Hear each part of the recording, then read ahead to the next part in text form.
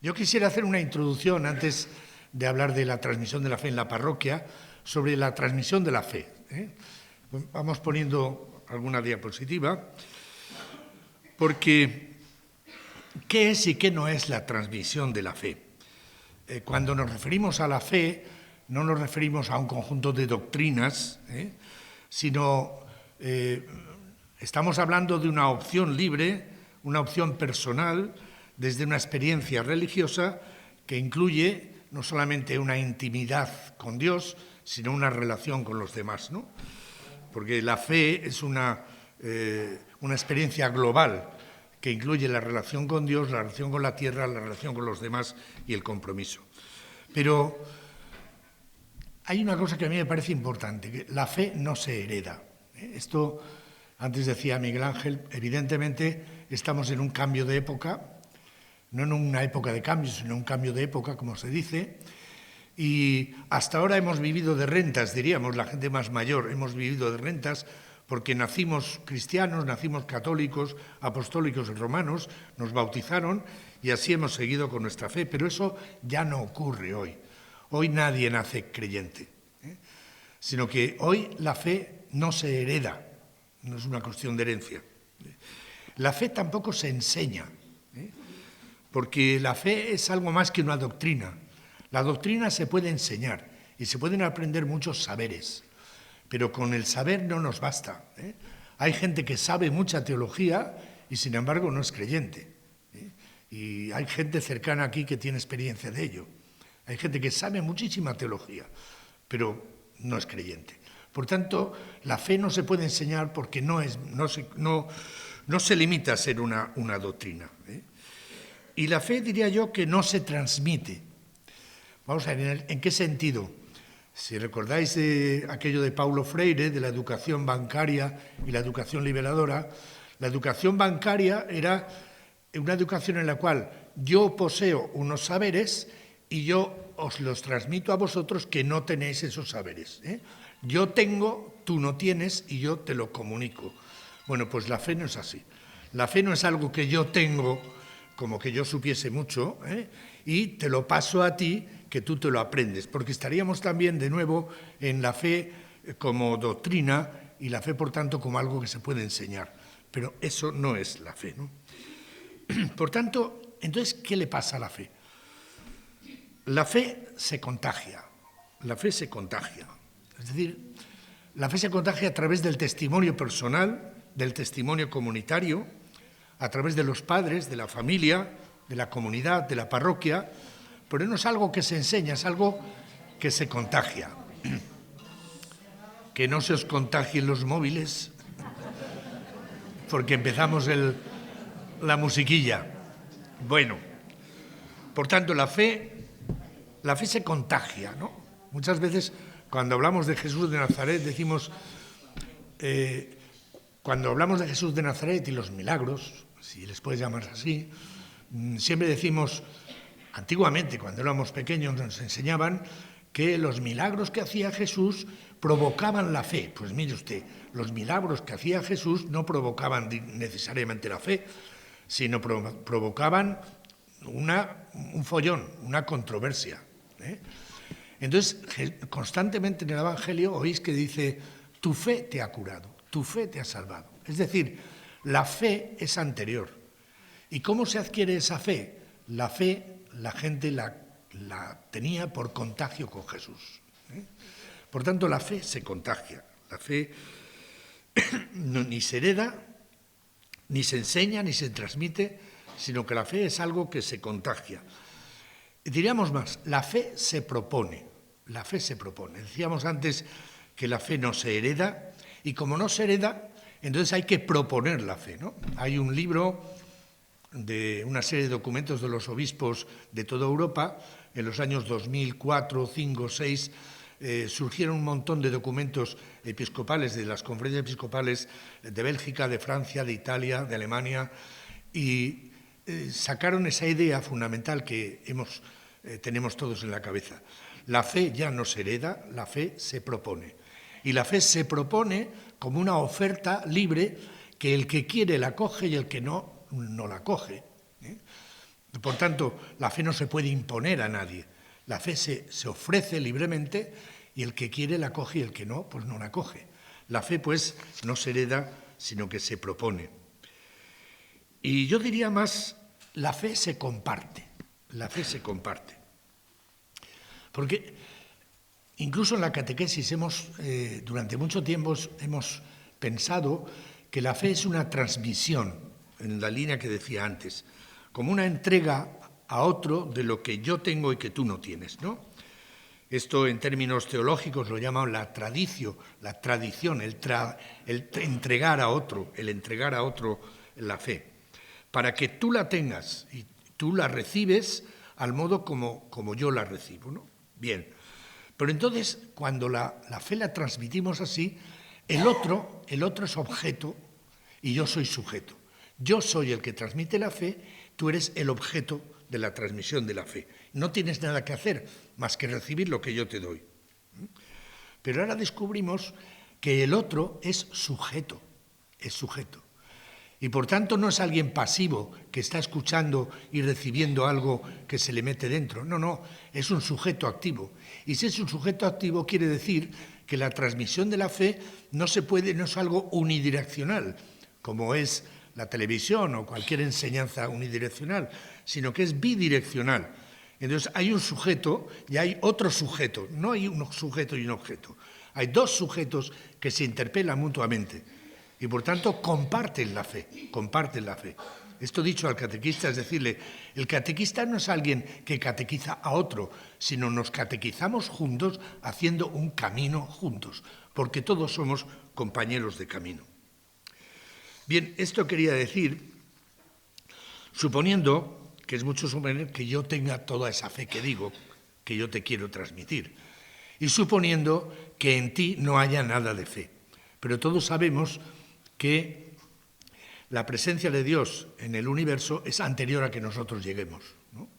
Y por tanto, cuando yo me encuentro con alguien, tengo que suponer que Dios ya está dentro de la persona, o el espíritu está dentro de la persona. Y yo no hablo con alguien que no es creyente, sino hablo con alguien al cual Dios le está queriendo decir algo y él puede escuchar o puede no escuchar. Pero la semilla de la fe, diríamos, en principio está ahí. Ya hablaríamos, esto es muy largo y no me voy a extender en esto. Por tanto, el camino de la transmisión de la fe es un camino bidireccional, como digo, es un camino en el cual se comparte el caminar.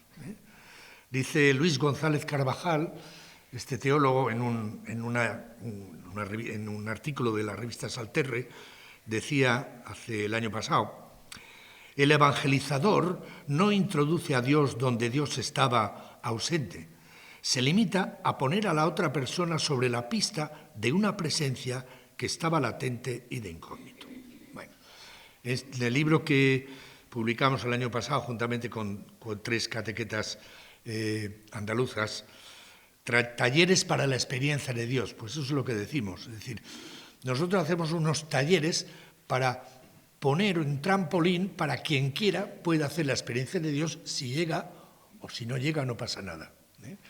Pero siempre convencidos de que la presencia de Dios está latente en todas las personas. Bien, y tendríamos que decir otra cosa más, que la fe se prepara. Es decir, no es posible que la fe, cualquier fe, nazca en un terreno que no esté abonado.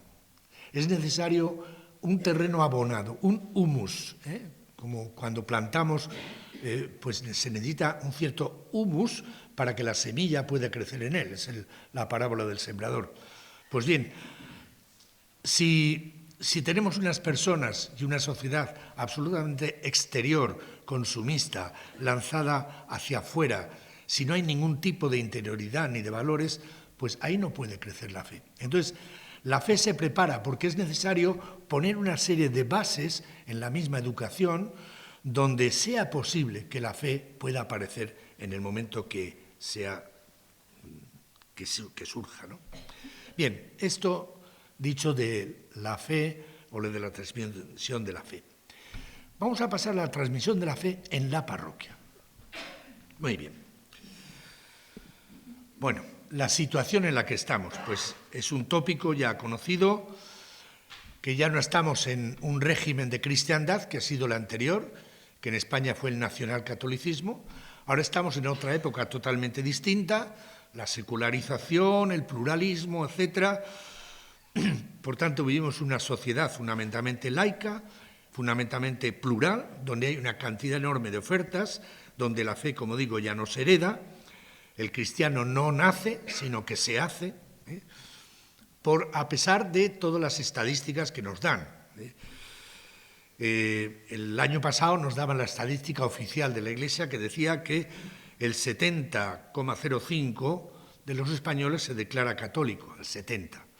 De ese 70, el 35% se dice practicante.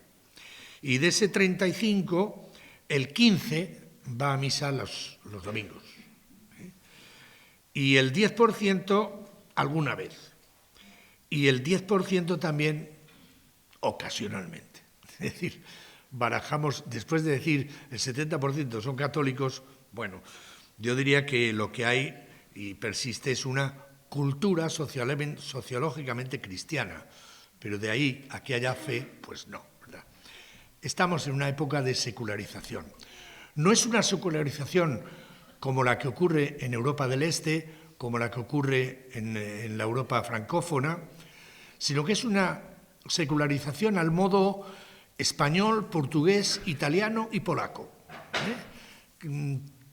España, Portugal, Italia y Polonia se parecen mucho porque somos una sociedad donde el cristianismo no ha desaparecido del todo. Yo vivo en una calle de Zaragoza que linda con la calle San Ignacio de Loyola, detrás está Santa Joaquina Vedruna y al lado Francisco Vitoria. Es decir, y además vivimos en la Pilarica. Vamos, a la Pilarica que no... Es decir, yo soy ateo, pero voy al Pilar, a la Virgen del Pilar que no me la quiten de en medio, ¿no?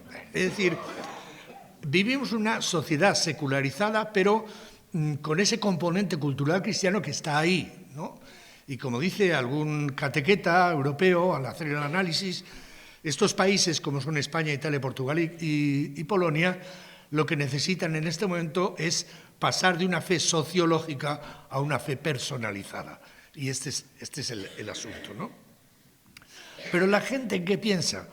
Pues José María Pérez Navarro, que era hasta hace poco el presidente de la Asociación Española de Catequetas, lo decía así: las personas de nuestro contexto llevan una vida cargada de tensión, de preocupaciones básicas para vivir. No les falta lo básico para mantener el ritmo de vida de bienestar. Les lleva a vivir sin tiempo, pluriempleados. Malviven durante la semana para pasarlo bien durante el fin de semana y vacaciones. Consecuencia de esta manera de vivir es que los intereses que mueven de verdad a la gente no es la catequesis ni la preocupación por la búsqueda de Dios. Lo que le preocupa a la gente hoy es la salud, el dinero, el trabajo, la casa, los hijos, el coche, los amigos.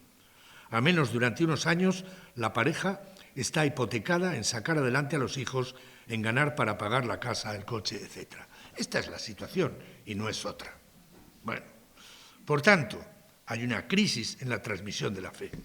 Se han roto los cauces por los cuales la fe se transmitía en la sociedad antigua, en el régimen de cristiandad, donde familia, parroquia, escuela funcionaban de una manera determinada. Hoy esto no existe. Queda la parroquia con la catequesis y la familia. Hablemos de la catequesis. ¿Cómo es posible hacer creyentes en la catequesis si no existe de entrada un despertar de la fe? Los catequistas que estáis aquí y que tenéis catequesis con niños, y esto lo digo no por Pilarica, lo digo por Pilarica y por toda España, porque he recorrido con catequistas por todas partes de España, La Coruña, Bilbao, Jerez de la Frontera, Sevilla, por todas partes, Menorca, por todas partes. En todas partes decimos lo mismo, es decir, el problema de la catequesis es que los niños vienen sin haber despertado a la fe. Si no hay despertar religioso, o es insuficiente, o es pobre, o es mínimo, o es superficial, y eso es problema de la familia, Entonces entramos en crisis, porque entonces nos mantenemos haciendo simplemente una catequesis de mantenimiento en una sociedad que ya no es la de cristiandad, porque una catequesis de mantenimiento de lo que existe era posible en el régimen de cristiandad, donde no había problema. Pero ¿qué es lo que estamos haciendo? Haciendo lo mismo en un régimen que ya no existe. Este es el problema.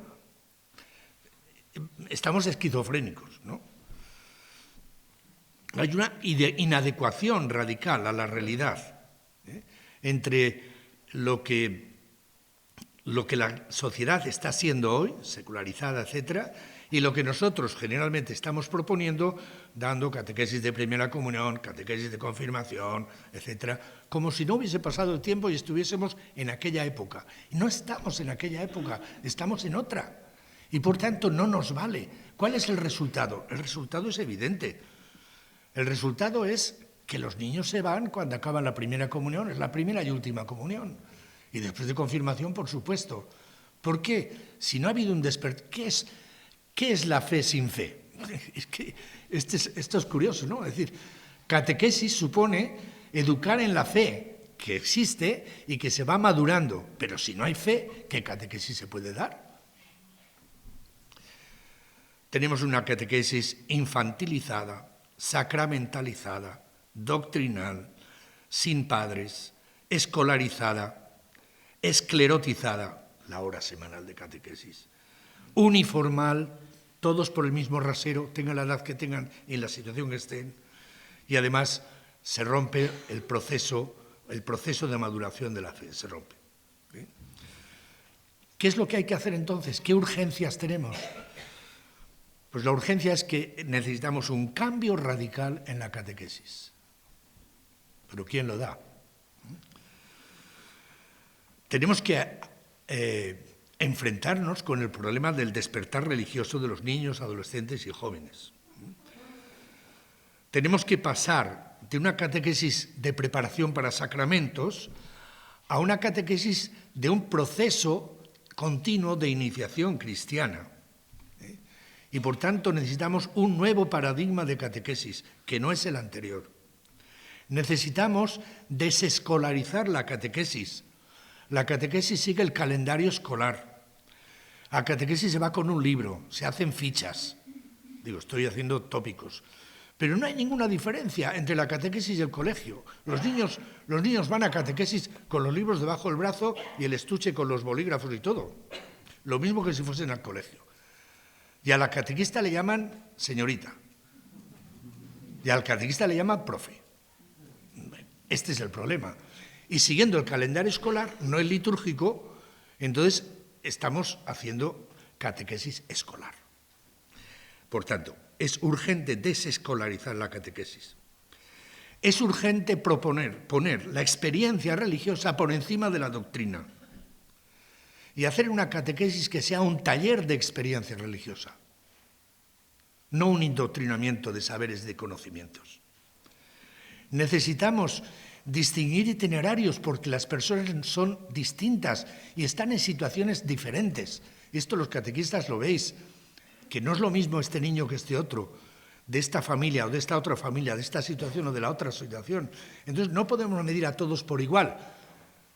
Todos tienen 10 años, por tanto la misma catequesis, porque los niños de 10 años, según Piaget, son así, pi, pi, pi, pi. Mire, esto lo escribió un psicólogo, un pedagogo, hablando de el niño en general. Pero ¿cuál es el niño? Mirad los libros de catecismo, de catequesis, los que publica la Conferencia Episcopal Española. ¿A qué niño se dirigen? Pues se dirigen a un niño con las manitas juntas de una familia burguesa, que no tiene ningún problema en casa. Ese es el niño ideal, pero ese niño no existe. Y es lo que nos planteamos en Pilarica cuando comenzamos. Los niños que nos proponían en los materiales de catequesis y en los catecismos no existían. Y entonces tuvimos que hacer una catequesis para estos niños, no otros. Bueno, por tanto, hoy cada día más necesitamos itinerarios diferenciados. Como sea, es un problema, pero itinerarios diferenciados. Los franceses, al menos en teoría, lo tienen muy claro. pero otra cosa es la práctica también en Francia. Es necesario priorizar la catequesis de adultos por encima de la catequesis de niños, lo cual no significa mandar a los niños a freír monas, no, significa globalizar la catequesis en una catequesis que afecta a los adultos en primer lugar, que son los que contagian la fe a los pequeños. Y luego con un sentido de proceso, de la iniciación cristiana como proceso que tiene sus pasos, sus grados, sus momentos, sus etapas. Los libros de catequesis hablan de procesos catecumenales, pero no me voy a meter en ese tema. Problema. El problema es que hay que mentalizar a todos. Hay que mentalizar a los párrocos. Bueno, Miguel Ángel ya está mentalizado, o sea que no tengo problema. Pero mirando el panorama general, hay que mentalizar a los párrocos. Hay que mentalizar a los padres, hay que mentalizar a los niños. Se acabó la catequesis para un sacramento. Estamos en un proceso de madurez de iniciación cristiana. ¿Cuándo lograremos esta mentalización? Pues difícil, ¿no? Con una dificultad, y es que, como estamos en un cambio de época, diríamos, estamos en transición. Este es el problema de la catequesis. Es decir, sabemos de dónde venimos y los errores que hemos cometido, pero la verdad es que no sabemos a dónde vamos. Y la imagen que se suele poner es la de la persona que está en medio de un lago y echándose a nadar y está en medio del lago. Está nadando, sabe de dónde viene, pero no sabe a dónde va y no puede volver atrás y tiene que seguir adelante. Y viene la angustia del que está en transición. Bueno, yo creo que es la situación en la que estamos muchos catequetas y catequistas. Angustia porque no podemos volver atrás y tenemos que seguir adelante sin saber exactamente a dónde, o cómo, por lo menos. Vivimos en situación de tránsito y en esa situación de tránsito tenemos muchas tentaciones. Hay mucha gente que cae en esas tentaciones. Por ejemplo, la primera, seguir haciendo lo mismo. Cierro los ojos. Aquí me vienen 40, 50, 70 niños de catequesis y no hay catequistas. Hay las mamás que sean catequistas, ya está. Bueno, otro año, ya está. Vamos a por el siguiente. Hacer lo mismo, eso se hace. Otra tentación, volver a épocas pasadas. Hombre, cuando había catecismo y los niños nos aprendíamos el catecismo de memoria, con preguntas y respuestas, entonces dábamos catequesis. No ahora que esto es un desmadre. Tentación, volver atrás. Catecismo, memoria, doctrina. Otra tentación, la que estoy yo haciendo ahora, lamentarnos todo el día llorando. Catequistas llorones. Otra tentación, abandonar. Mirad, mucho más importante en este momento y más interesante es el mundo de los emigrantes. Ahí tenemos trabajo. Olvidemos la catequesis, dediquémonos a los inmigrantes. Ojalá nos dedicásemos a los inmigrantes, ¿verdad? Ojalá trabajásemos por llevar a cabo una justicia que no existe, ¿verdad? Pero sí hay la tentación de irse a terrenos que me resultan más gratificantes en vez de mantener el tipo en una catequesis que es dura, porque la catequesis hoy es dura. Bueno, y otra tentación es revolucionarlo todo a tontas y a locas haciendo lo primero que se nos ocurre. No puede ser. Hay que pensar poco a poco una meta, un horizonte. Hay que buscar ese horizonte que yo he puesto aquí, de cosas que urgen hacer. Pero no se trata de hacerlo ya, sino de buscar qué pasos podemos dar ahora que lleven hacia allí. Es lo más que podemos hacer. Solo hacer eso ya supondría una revolución, porque habría que cambiar toda la mentalidad. Bien.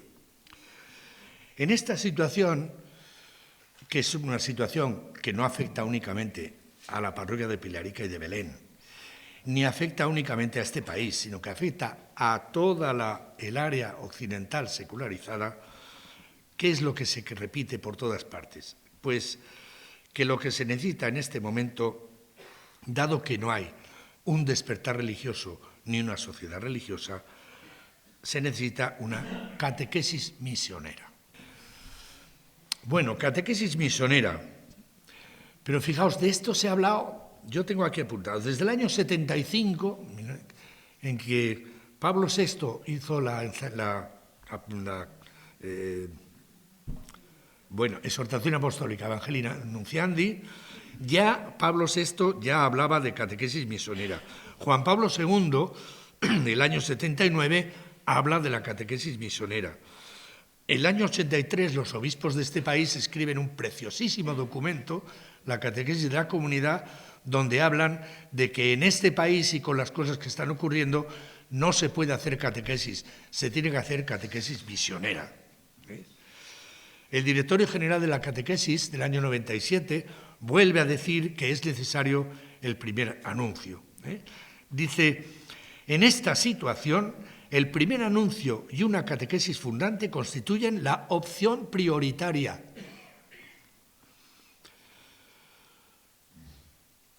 Por tanto, para que pueda haber catequesis es necesario dar un paso previo de primer anuncio de la fe que lleve, iba a decir a la conversión, pero la palabra conversión sería muy gorda, ¿no?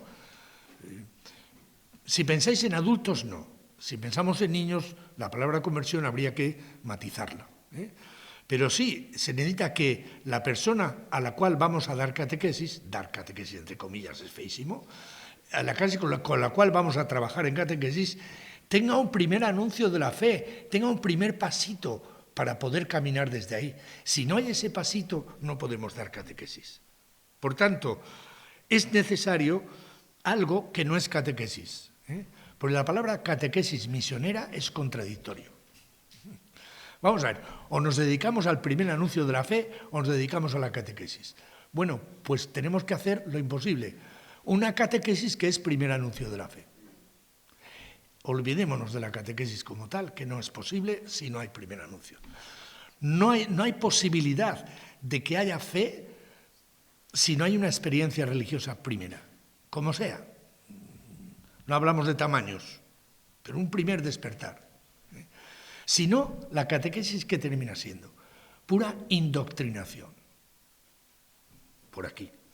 O en todo caso, una socialización religiosa, cultural, pero no fe, no fe.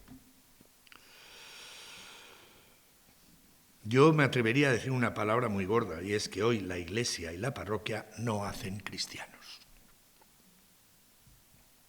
más que por chamba. Bueno, por chamba, por suerte, por casualidad, Por tanto, necesitamos convertirnos al primer anuncio de la fe. O, como dice el Papa y los catequetas, convertirnos al querigma. Bueno, palabrota teológica, pero que viene a decir eso, lo fundamental de la fe. Luego los catequetas empiezan a discutir si primer anuncio es lo mismo que querigma, etcétera, les dejamos a ellos, ¿no? Pero el Papa Francisco, en la Evangelii Gaudium, que tiene esos numeritos de la catequesis, 164, 65, 66, 67, dice, acabamos de descubrir la importancia del primer anuncio de la fe, del primer anuncio. En función de esto, es necesario avanzar en el camino de una conversión pastoral y misionera que no puede dejar las cosas como están. Bueno, viene a decir lo mismo que he dicho hasta ahora, no se pueden dejar las cosas como están. Ya no nos sirve la simple administración, constituyámonos en un estado permanente de misión. Invito a todos a ser audaces y creativos en esta tarea de repensar los objetivos, las estructuras, el estilo y los métodos evangelizadores de las propias comunidades. Y sobre todo el número 27 de la Evangelii Gaudium. Sueño con una opción misionera capaz de transformarlo todo, para que las costumbres, los estilos, los horarios, el lenguaje y toda la estructura eclesial se conviertan en un cauce adecuado para la evangelización del mundo actual más que para la autopreservación. Bueno, Enzo Bienmi, que es un catequeta italiano, que hasta ahora ha sido el presidente del equipo europeo de catequesis, dice en un artículo suyo, me gustaba, dice, La perspectiva misionera requiere la disponibilidad para desestructurar nuestros planteamientos pastorales. En estos momentos necesitamos un poco de desorden. Podríamos decirlo de esta manera: necesitamos organizar la desorganización. Bien, ¿qué es el primer anuncio? Como vamos mal de tiempo, me salto lo que es el primer anuncio, pero tendríamos que hablar mucho, ¿no? Pero a veces, el primer anuncio de la fe, ¿y qué hago? Yo me encuentro con alguien en la calle y le digo: oye, Jesucristo ha resucitado y te ha salvado. No, mira, eso, así no, así no. No se trata de eso. Para mí me era muy... Bien, el Papa dice cosas muy bonitas, dice que en boca del catequista siempre tiene que estar el primer anuncio, porque el primer anuncio no es solamente cuando viene el niño a catequesis, sino el primer anuncio es constantemente, y nosotros adultos necesitamos también el primer anuncio. Es algo que vuelve siempre. Y tiene estas características. El primer anuncio de la fe expresa el amor más que la obligación moral, dice el Papa. Mira que nos hemos pasado tiempo dando catequesis moralista. Pues expresa el amor de Dios previo a la obligación moral y religiosa. No impone la verdad, apela a la libertad, dice el Papa. Posee notas de alegría, estímulo, vitalidad. Y logra una integración armoniosa para no reducir la catequesis a una indoctrinación filosófica, sino acudir a la base que es el Evangelio. Y además, se necesita cercanía, se necesita apertura al diálogo, se necesita paciencia y acogida cordial en vez de condena. Esas son las características que pone el Papa de lo que es la actitud de primer anunciar, de ser primer anunciador. Bien, yo puse, no, antes de eso, a ver, o después. Estos son, sí. La revolución, pásala. Bien, ahí. Unos catequistas del Puerto de Santa María, de una parroquia que a mí me parece magnífica, que es la de San José Obrero del Puerto, pues cuando les preguntaba yo esto del primer anuncio, decían esto, decía una: hay un trabajo previo, un vivir con la gente y anunciar. Yo creo en Jesucristo y esto me hace feliz y quiero que tú me acompañes, porque a través de la fe la vida cambia y se pueden cambiar las cosas. Por lo tanto, expresa una experiencia personal que la cuenta el otro, ¿no? Pero es el tú a tú, en el día a día, con el vecino, con el niño, con el viejecito, en la plazoleta, cosas muy sencillas, dice una catequista. Otra: y es que no se trata de transmitir una fe en el sentido de unas ideas, unos conceptos. Ahí, claro, la gente no se siente preparada y dice: ¿yo qué anuncio? Lo que anunciamos es, por supuesto, Jesucristo, pero también una experiencia, un testimonio, una presencia en el barrio, donde quiera que te conozcan a ti como persona. Entonces, lo que tú anuncias no es, sino: yo estoy en tal comunidad, ahí hacemos esto y vivimos la fe de esta manera. Esta es una manera de anunciar. No anuncias unos contenidos, unos supuestos, que también forman parte de la fe, sino eso otro: yo estoy en esta comunidad, etc. Dice André Faution, que es otro catequista jesuita francés, dice: el primer anuncio de la fe requiere formas muy variadas. Muy variadas. Bien. El primer anuncio de la fe. ¿Cuál es el otro elemento fundamental para la transmisión de la fe hoy, que la fe se contagia? La comunidad. La comunidad. La fe se contagia, se propone, se comparte, y la comunidad cristiana es el ámbito donde se realiza, es decir, donde se hace real la fe cristiana. Es la experiencia de las primeras comunidades. Bueno, ahí las tenemos, las primeras comunidades. Os recuerdo aquello: poseían todo en común, acudían fielmente y unánimes al templo, partían el pan, la Eucaristía, compartían la comida, daban testimonio de la resurrección del Señor, tenían una sola alma, un solo corazón, vendían lo que tenían y lo llevaban el precio, la venta a los apóstoles, que lo repartían para que a cada uno se le repartiese según su necesidad. Eso es una comunidad. Bien. Cuando en el Evangelio dice Juan Bautista, los dos discípulos de Juan Bautista ven a Jesús, se van detrás de Jesús, y Jesús se vuelve y les dice: ¿qué buscáis? Y ellos dicen, Maestro, ¿dónde vives? Y Jesús dice, venid y lo veréis. Pues esto es la transmisión de la fe desde la parroquia. Venid y lo veréis. Pero para que podamos decir venid y lo veréis, necesitamos una comunidad cristiana viva. Que realmente quien entre y se asome a la comunidad diga, ostras, aquí encuentro algo que no he encontrado en ningún sitio. Bueno, porque la comunidad, y entender por comunidad la parroquia ahora, no distingo, es la mediación necesaria para el despertar de la fe, para el primer anuncio. Si lográsemos, y a veces esa experiencia la tenemos, a veces hay gente que te dice, sí, es que lo vuestro es otra cosa. Ahí estamos haciendo un primer anuncio de la fe. No, pero yo conozco muchos curas, la iglesia, es que lo vuestro es otra cosa. Bueno, es que lo vuestro... Bueno, pues eso estamos... Es que a lo mejor hay comunidad, hay comunidad viva.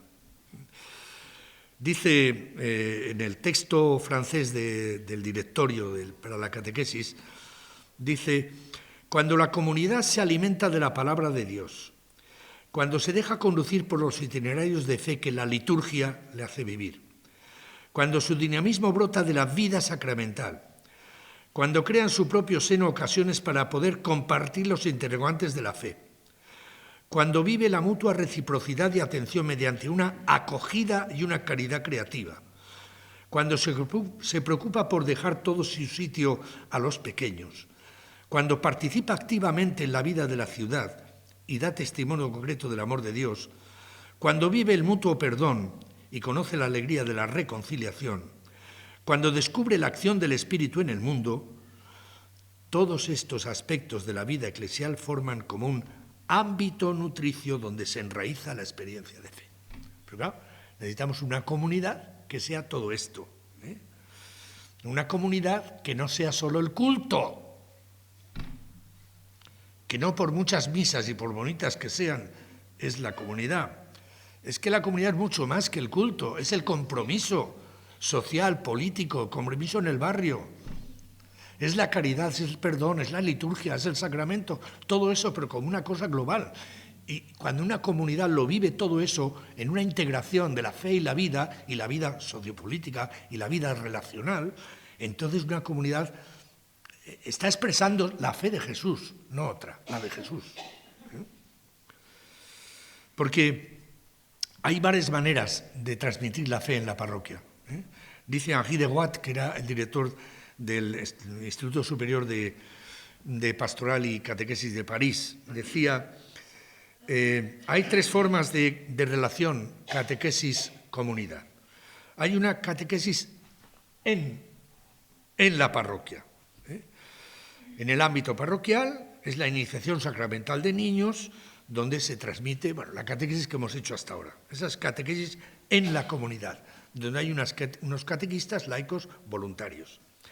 Hay otro modo, que es catequesis para la comunidad, donde los niños y los adultos se comunican la fe entre ellos. Es algo intergeneracional, y donde se va acompañando uno a todos los que están en ese proceso. Es una catequesis, por tanto, con itinerarios diferenciados por edades y por situación.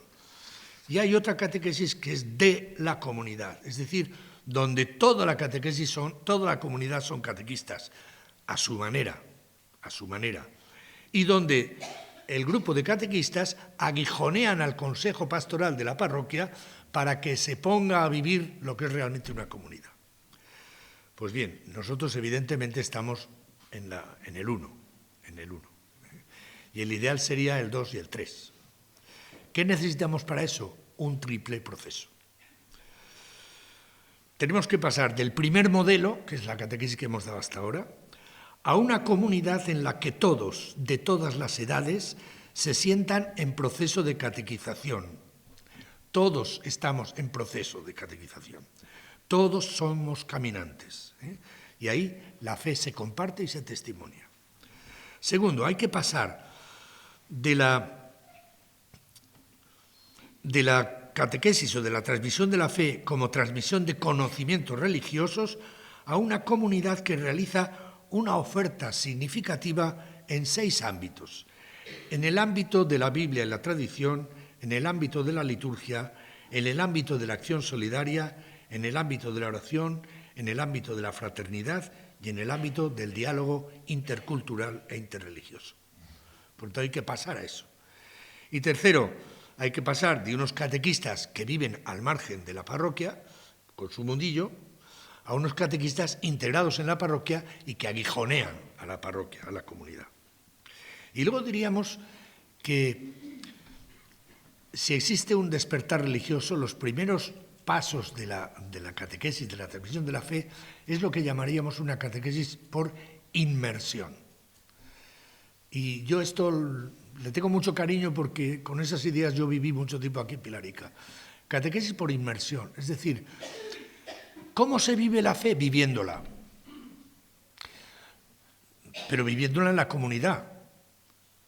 Y por tanto, quien quiera hacer una iniciación religiosa, una iniciación de la fe, una catequesis, lo que tiene que hacer no es tener unos grupitos aparte donde van recibiendo cosas, sino integrarse en la vida comunitaria, participar de la liturgia, de la formación, de Cáritas, es decir, no que vayan a estar metidos en ello, pero que sepan y que vivan y que tengan experiencias en esos ámbitos donde la comunidad es toda una comunidad.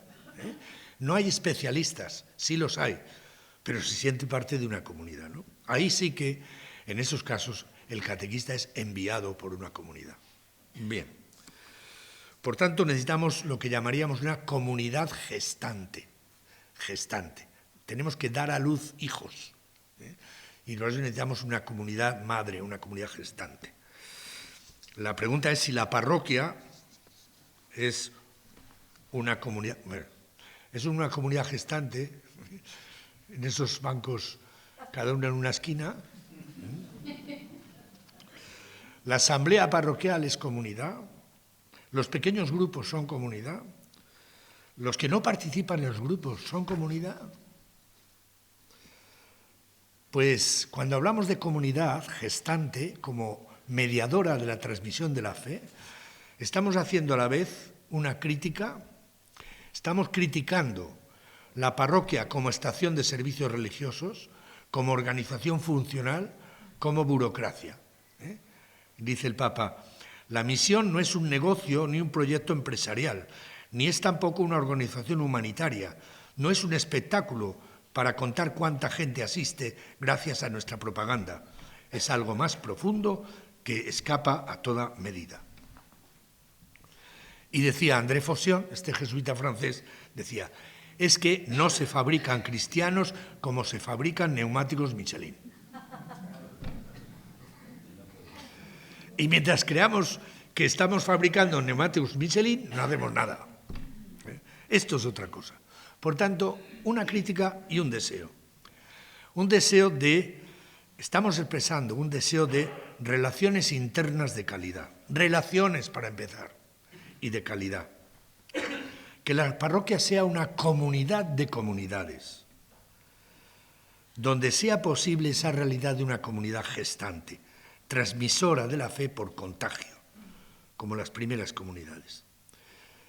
En Bélgica se está llevando a cabo la catequesis prácticamente en mayoría de sitios como catequesis intergeneracional.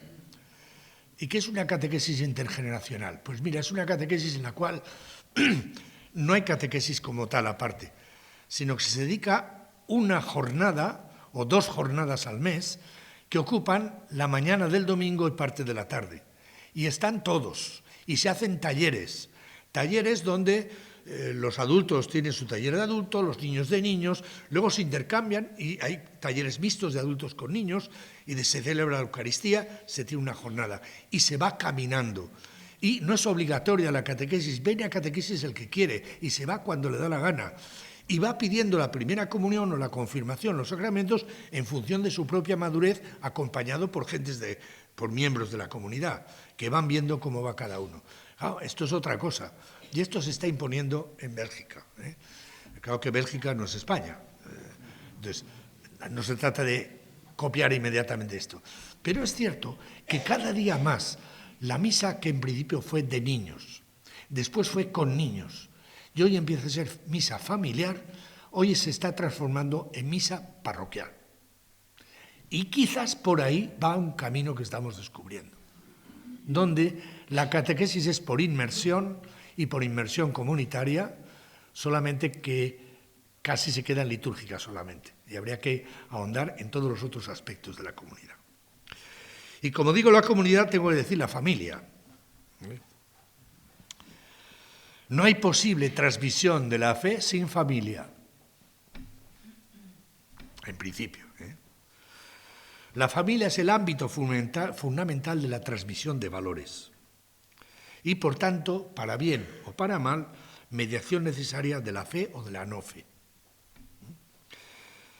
Por tanto, la familia, en principio, es la primera mediación para el despertar religioso.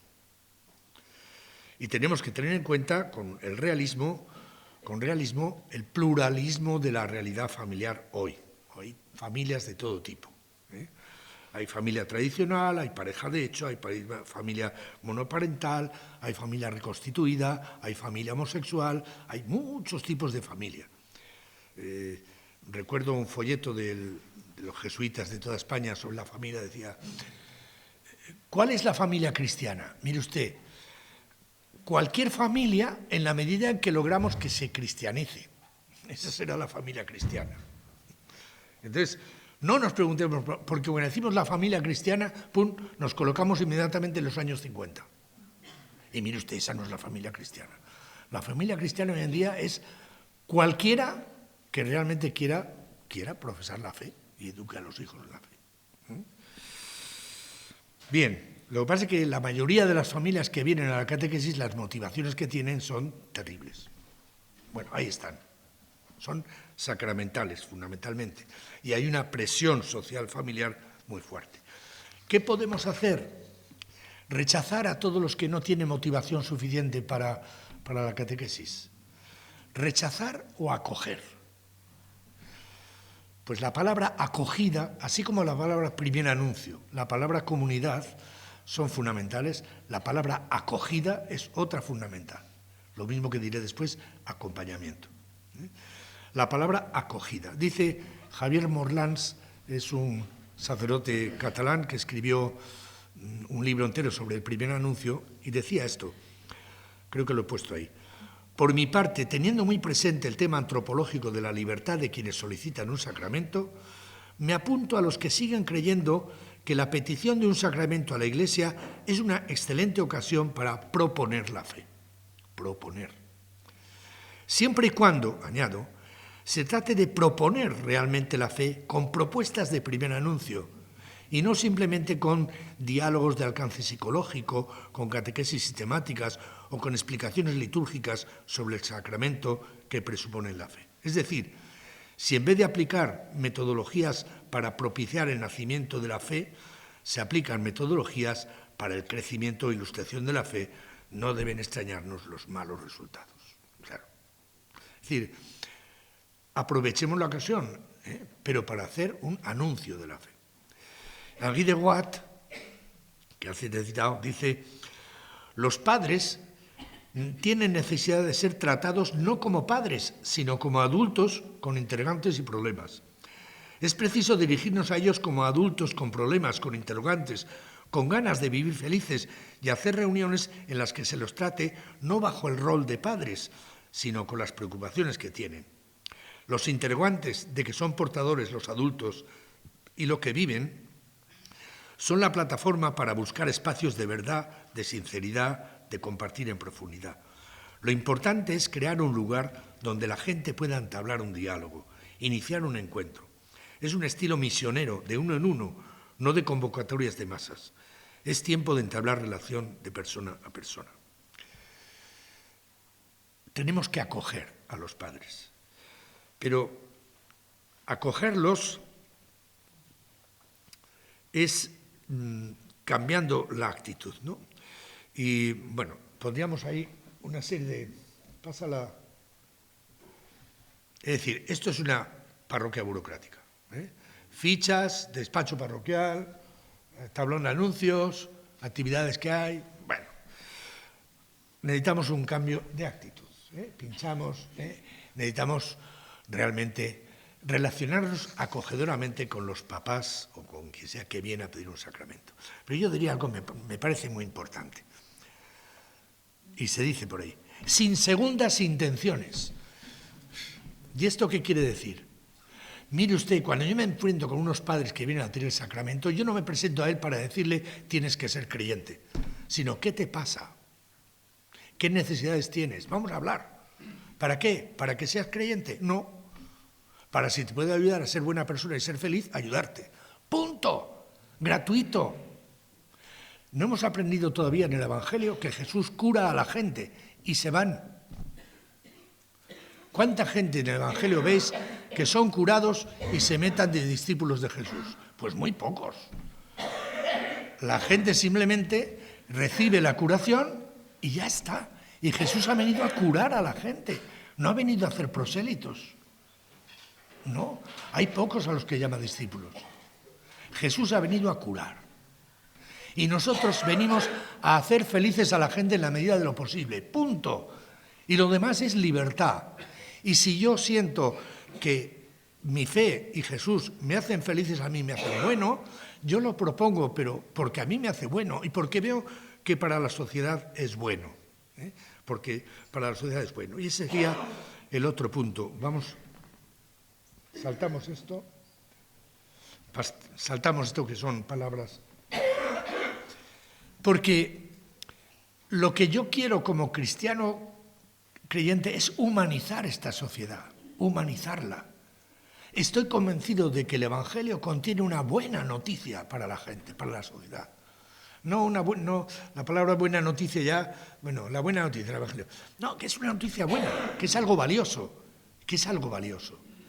Si estuviésemos convencidos por experiencia propia, por experiencia comunitaria, que esto es algo valioso, lo ofertaríamos como libremente y humildemente como una cosa bonita que me ha pasado y una cosa bonita que vivimos y que somos más felices.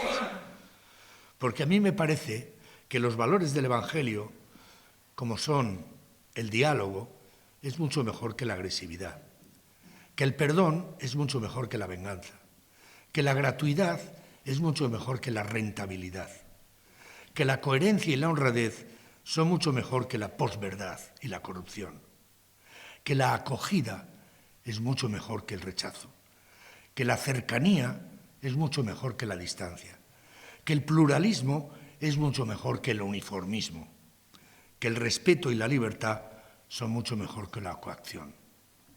Y más allá, que la alteridad, el saber que tengo enfrente a mí a otro que trato como persona, es mejor que el egocentrismo, que la igualdad es mucho mejor que la competitividad, que la solidaridad, la sensibilidad y la misericordia son mucho mejores que la insensibilidad y la indiferencia, que la atención y el cuidado, ahora que hablamos del cuidado, es mucho mejor que la frivolidad y el pasar por las cosas indiferentemente, que la audacia y la generosidad son mejores que la pusilanimidad y que el camino hacia la trascendencia es mejor que la autorreferencialidad, ¿no? Trascendencia es salir de uno hacia Dios, si es posible, si se quiere. Y lo otro es la autorreferencialidad, es decir, todo para mí y qué bien me encuentro conmigo mismo. Bien, y yo terminaría con ese texto de la Carta de Ogneto del siglo II, que a mí me gusta mucho y cuyo fragmento he puesto aquí. No sé si lee bien, pero dice: los cristianos no se distinguen de los demás hombres ni por el lugar en que viven, ni por su lenguaje, ni por sus costumbres. Ellos, en efecto, no tienen ciudades propias, ni utilizan un hablar insólito, ni llevan un género de vida distinto. Viven en ciudades griegas y bárbaras, siglo II, según les cupo en suerte. Siguen las costumbres de los habitantes del país, tanto en el vestir como en todo su estilo de vida. Y, sin embargo, dan muestras de un tenor de vida admirable y, a juicio de todos, increíble. Este sería el punto. Y dicen, ¿pero a estos qué les pasa? Eso. obedecen las leyes establecidas y con su modo de vivir superan estas leyes. Aman a todos y a todos los persiguen. Esto creo que lo es. Ahí ya está. Y ahí lo cortamos. El final sí dice, para decirlo en pocas palabras, los cristianos son en el mundo lo que el alma es en el cuerpo. Pues ojalá viviésemos así la comunidad parroquial, la parroquia, porque sería esta comunidad viva, contagiosa, que de un modo absolutamente libre ofrece la fe para quien la quiera recibir. Y eso es lo que tenemos, porque la gratuidad es el principio fundamental de la vida cristiana. Gracias.